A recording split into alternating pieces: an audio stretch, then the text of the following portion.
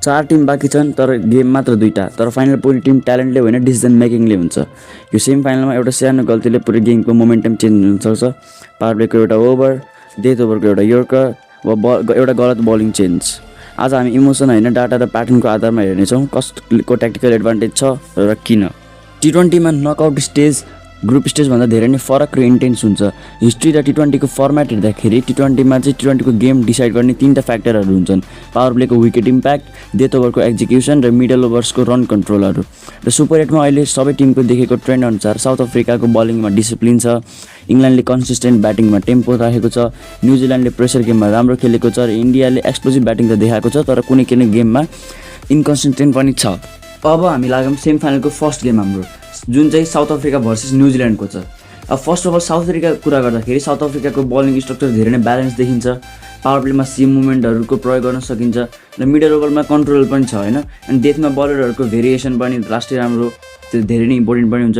अनि अब स्ट्रेन्थको कुरा गर्दाखेरि चाहिँ अर्ली ब्रेक थ्रुको एबिलिटी छ होइन, अनि बलिङमा डेप्थ छ, अनि म्याचलाई चाहिँ कन्ट्रोलमा राख्न सक्ने एउटा एबिलिटी छ किनभने एक्सपिरियन्स पनि छ होइन। सो प्रेसरमा एक्सपिरियन्स पनि काम आउँछ।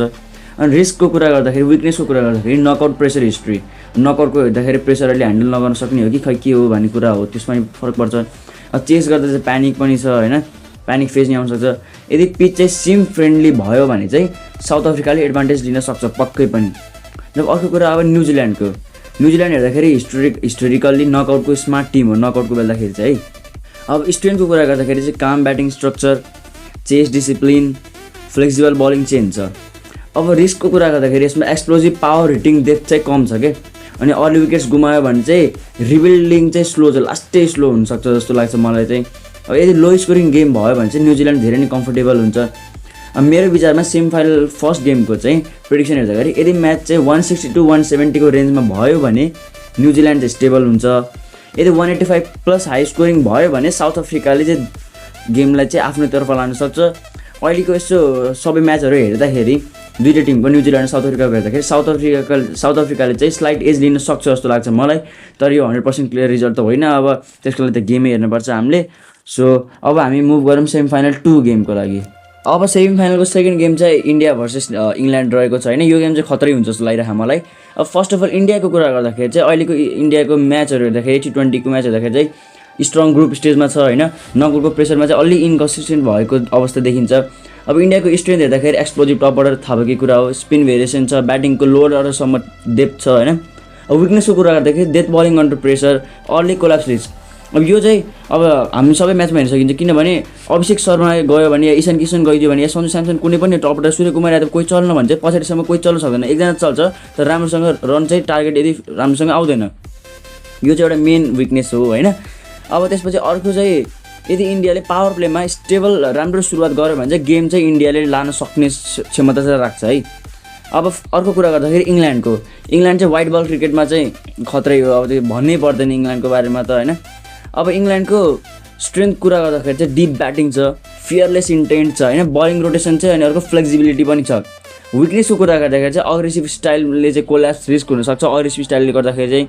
अर्को क्वालिटी स्पिनमा चाहिँ च्यालेन्जेबल छ होइन, क्वालिटी स्पिनमा चाहिँ अलि गाह्रो मान्छ इङ्ल्यान्डको ब्याट्सम्यानहरू। यदि फ्ल्याट ब्याटिङ पिच भयो भने इङ्ल्यान्ड चाहिँ डेन्जरस हुन सक्ने, त्यो चाहिँ 100% हो होइन। स्लो पिच भयो भने चाहिँ इन्डियाको स्पिनर एडभान्टेज बढ्दो गर्छ। सो यदि मेरो विचारमा सेमी फाइनल सेकेन्ड गेमको चाहिँ कुरा गर्दा फर्म स्टेबिलिटी रिसेन्ट नकआउटको एक्जिक्युसन हेर्दाखेरि इङ्ल्यान्ड स्लाइडली चाहिँ मोर स्ट्रक्चर देखिन्छ तर कन्डिसन डिपेन्डेन्ट गेम हो होइन। मेरो विचारमा चाहिँ इङ्ल्यान्डले यो गेम जित्न सक्छ तर यो गेममा चाहिँ 50-50 को सिनारियो हुन्छ जस्तो चाहिँ मलाई लागिरहेको छ है। अब हेरौँ फाइनलमा चाहिँ कुन टिम चाहिँ जान सक्छ त। मेरो विचारमा टुर्नामेन्ट प्याटर्न र ब्यालेन्स एक्जिक्युसन कन्सिस्टेन्सी हेर्दाखेरि चाहिँ मोस्ट रियलिस्टिक कम्बिनेसन बन्दाखेरि चाहिँ साउथ अफ्रिका र इङ्ल्यान्ड चाहिँ फाइनलमा जान सक्छ है। तर यदि साउथ अफ्रिका र इङ्ल्यान्ड गएन भने चाहिँ कुन टिम जान सक्छ त? स्ट्रङ अल्टरनेटिभ चाहिँ को छ भन्दाखेरि साउथ अफ्रिका र इन्डिया। अनि योमा चाहिँ साउथ अफ्रिका जित्न चाहिँ पर्छ, मेरो विचारमा चाहिँ है प्रेडिक्सन जित्न पर्छ र जितोस् पनि। अनि अब को चाहिँ बाहिरला भन्ने चाहिँ अब तपाईँको दुईटाको प्रेडिक्सन हेर्दाखेरि नै न्युजिल्यान्ड चाहिँ बाहिरिन सक्छ जस्तो लाग्छ मलाई चाहिँ। तर एउटा कुरा के याद राख्नु भन्दाखेरि नकआउट म्याचहरू स्ट्याटिस्टिक्स र डाटा भन्दाले पनि मोमेन्टमले जित्ने हो। एउटा ओभर, एउटा पार्टनरसिप र एउटा ड्रप क्याचले पुरै गेमको मोमेन्टमलाई चेन्ज गर्न सक्छ। त्यसैले क्रिकेट कहिले पनि प्रेडिक्टेबल हुँदैन। अब तपाईँहरू भन्नुहोस् कि इमोसन हटाएर प्योर क्रिकेट लजिकले हेर्दा फाइनलमा दुईवटा टिम चाहिँ कुन चाहिँ पुग्न सक्छन् त? कमेन्टमा आफ्नो प्रेडिक्सन लेख्नु होला। यदि तपाईँलाई यस्तै एनालाइसिस र अपडेट्सहरू चाहिन्छ भने चाहिँ हाम्रो च्यानललाई सब्सक्राइब गर्नु होला, यो भिडियोलाई लाइक गर्नु होला र सेयर गर्नु होला। अर्को भिडियोसम्मको लागि बाई बाई, जय नेपाल।